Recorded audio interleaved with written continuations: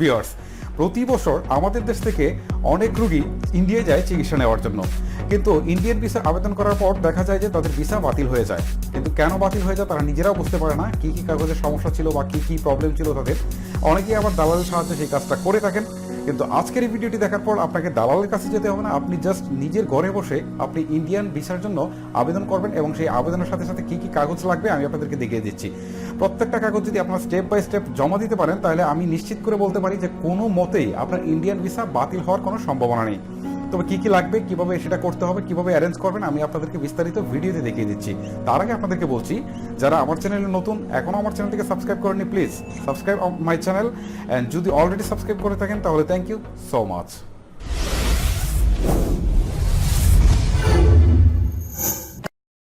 ভারতীয় ভিসার আবেদনের জন্য যেসব গুরুত্বপূর্ণ ডকুমেন্টস লাগবে তার মধ্যে প্রথমে হচ্ছে পাসপোর্ট। সেই পাসপোর্টের অন্তত 6 মাস মেয়াদ রাখতে হবে। পাসপোর্টের 2টি পৃষ্ঠা অন্তত খালি রাখতে হবে, যেখানে একটিতে ইন্ডিয়ান ভিসা লাগাতে পারে, অন্যটিতে এন্ট্রি বা এক্সিট সিল লাগাতে পারে। পাসপোর্টের সাথে যদি পুরাতন পাসপোর্ট থাকে তবে সেটিও কিন্তু সংযুক্ত করে দিতে হবে। তারপর আপনার প্রয়োজন হবে অনলাইন আবেদন ফর্ম, অর্থাৎ আপনি অনলাইনে যে আবেদন করেছিলেন সেই আবেদনের একটা কপি লাগবে। তো আবেদন কপিটাকে প্রিন্ট করার সময় আপনারা খেয়াল করবেন সেটা যেন 2 পৃষ্ঠায় হয়, মানে 2 পৃষ্ঠা সেই আবেদন ফর্মটা যেন সিঙ্গেল পেজে চলে না আসে, এপিট ওপিট না হয়, অর্থাৎ প্রত্যেকটা আলাদা পেজে হবে। আবেদনপত্রে সাম্প্রতিক তোলা 2 ইঞ্চি বাই 2 ইঞ্চির সাদা কালো ব্যাকগ্রাউন্ডের একটি ছবি যুক্ত করতে হবে। তবে ছবিটিতে অবশ্যই আঠা দিয়ে লাগাতে হবে, কোনো প্রকার স্টেপলার ইউজ করা যাবে না। আপনি অনলাইনে ভিসার জন্য আবেদনের সময় যে ছবিটি আপনি দিয়েছিলেন ঠিক সেই ছবিটি কিন্তু এখানে অ্যাটাচমেন্ট হিসেবে লাগাতে হবে। আপনি 2 ইঞ্চি বাই 2 ইঞ্চির যে সাদা কালো ব্যাকগ্রাউন্ডের ছবিটি যুক্ত করেছেন ঠিক তার নিচে কিন্তু আপনাকে সিগনেচার করতে হবে। তবে সিগনেচারটি কিন্তু আপনাকে অবশ্যই মিল রাখতে হবে আপনি পাসপোর্টের যে সিগনেচারটি করেছিলেন সেই সিগনেচারের সাথে। আর একদম আবেদন ফর্মের নিচের দিকে, একদম আবেদন ফর্ম, 2টা আবেদন ফর্ম, তো আবেদন ফর্মের একদম শেষের যে আবেদন ফর্মটা রয়েছে সেখানে কিন্তু আপনার একটা স্বাক্ষরের জায়গা রয়েছে। আপনাকে অবশ্যই সেই স্বাক্ষরের জায়গা থেকে আপনাকে আরও একটা স্বাক্ষর করতে হবে। তারপর আপনাকে যুক্ত করতে হবে ন্যাশনাল আইডি কার্ডের ফটোকপি। আর যদি অলরেডি আপনার স্মার্ট কার্ড হয়ে থাকে তাহলে সেই স্মার্ট কার্ডের ফটোকপিটা অবশ্যই যুক্ত করতে হবে। আপনার যদি ন্যাশনাল আইডি কার্ড অথবা স্মার্ট কার্ড কোনোটাই যদি না থেকে থাকে তাহলে সেই ক্ষেত্রে আপনাকে যুক্ত করতে হবে জন্ম সনদের ফটোকপি। আপনার বর্তমান ঠিকানা প্রমাণের জন্য বিদ্যুৎ বিলের ফটোকপি দিতে হবে। যদি বিদ্যুৎ বিলের ফটোকপি না থাকে তাহলে সেই ক্ষেত্রে গ্যাসের বিল কিংবা পানির বিলের ফটোকপি দিলেও কিন্তু হচ্ছে। তো এই ক্ষেত্রে একটা প্রশ্ন থেকে থাকে যে আমার নিজের নামে তো বিদ্যুৎ বিল নাই, তাহলে সেই ক্ষেত্রে আমি যদি এই কাগজটা জমা দিই তাহলে কি আমার এটা অ্যাকসেপ্টেবল হবে কিনা, এই প্রশ্নটা অনেকেই করে থাকে। তো আমি বলছি যে হ্যাঁ, এটা দিয়ে হবে। তবে আপনার যে মালিকের নামে বা যার নামে আছে মিটারটা তার নিচে হচ্ছে কেয়ার অফ, কিন্তু আপনি আপনার নিজের নামটা দিয়ে দিবেন, তাহলে এখানে আইডেন্টিফাই হয়ে যাবে যে এটা হচ্ছে আপনার বর্তমান ঠিকানা। এরপর আপনার লাগবে ব্যাংক স্টেটমেন্ট।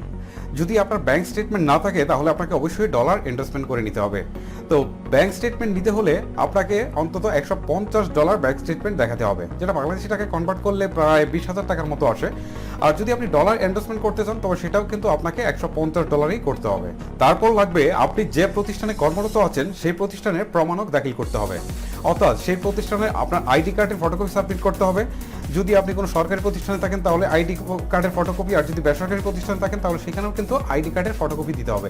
আর যদি আপনি স্টুডেন্ট হন তাহলে সেই ক্ষেত্রেও কিন্তু আপনাকে স্টুডেন্ট আইডি কার্ডের যে ফটোকপি আছে সেটা কিন্তু সাবমিট করতে হবে। আর যদি আপনি ব্যবসায়িক হয়ে থাকেন তাহলে সেই ক্ষেত্রে কিন্তু আপনাকে ট্রেড লাইসেন্সের ফটোকপি কিন্তু অবশ্যই সাবমিট করতে হবে। এখন আপনি যদি কোনোটাই না হয়ে থাকেন, চাকরি করেন না কারণ ব্যবসা না করেন, তাহলে যদি আপনি কৃষিকাজ করে থাকেন তাহলে সেই ক্ষেত্রে আপনাকে আপনার যে জমির যে খতিয়ান রয়েছে সেই খতিয়ানের একটা ফটোকপি কিন্তু দিতে হবে। তবে জমির মালিক অবশ্যই আপনি হতে হবে এবং সেই জমির যে খতিয়ান থাকবে সেই খতিয়ানে কিন্তু আপনার নাম মাস্ট বি থাকতে হবে। আপনি যেহেতু মেডিকেল ভিসার জন্য আবেদন করছেন সেহেতু আপনাকে মেডিকেল ভিসা সংক্রান্ত বেশ কিছু কাগজপত্র লাগবে। আপনি ইন্ডিয়াতে যে ডাক্তার দেখাবেন সেই ডাক্তারের যে অ্যাপয়েন্টমেন্ট নিয়েছেন সেটার একটা কপি লাগবে। আর সেই সাথে বাংলাদেশে যে ডাক্তার দেখিয়েছেন এবং যে ডাক্তার আপনাকে ট্রান্সফার করেছে সেই ট্রান্সফারের একটা কপি লাগবে, এবং বাংলাদেশে যে ডাক্তার দেখিয়েছেন সেখানে যে আপনার প্রেসক্রিপশনগুলো রয়েছে সেইগুলোর ফটোকপি লাগবে। সেই সাথে আপনাকে যে টেস্টগুলো বাংলাদেশে করিয়েছে সেই টেস্টগুলোরও কিন্তু আপনাকে এখানে দাখিল করতে হবে। তো এই মেডিকেল ভিসার ক্ষেত্রে আপনাকে এই জিনিসগুলো আপনাকে মাস্ট বি দাখিল করতেই হবে। সর্বশেষ আপনাকে সংযুক্ত করতে হবে পাসপোর্টের ফটোকপি।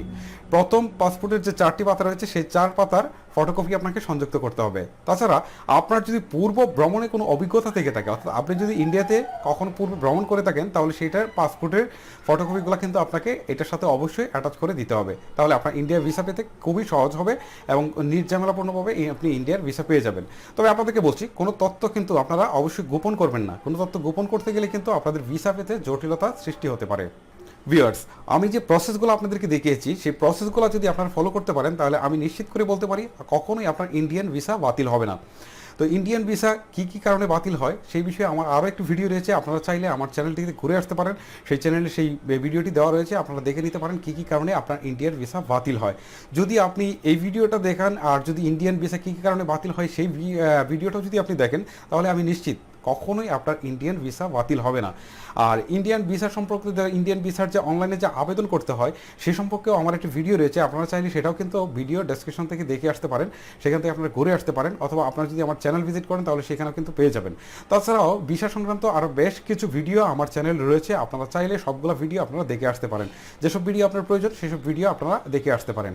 ভিউয়ার্স, আপনারা যারা এতক্ষণ ধৈর্য সহকারে আমার ভিডিও দেখছিলেন সবাইকে ধন্যবাদ জানাচ্ছি। আর সেই সাথে বলছি, আপনারা যারা আমার চ্যানেলে নতুন, এখন পর্যন্ত আমার চ্যানেলটিকে সাবস্ক্রাইব করেননি, প্লিজ সাবস্ক্রাইব মাই চ্যানেল। আর যদি অলরেডি সাবস্ক্রাইব করে থাকেন, thank you so much.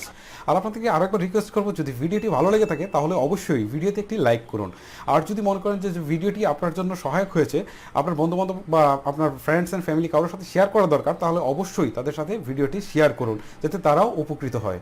Viewers, আপনাদেরকে আবার ধন্যবাদ জানিয়ে শেষ করছি আজকের টিউটোরিয়াল। আল্লাহ হাফেজ।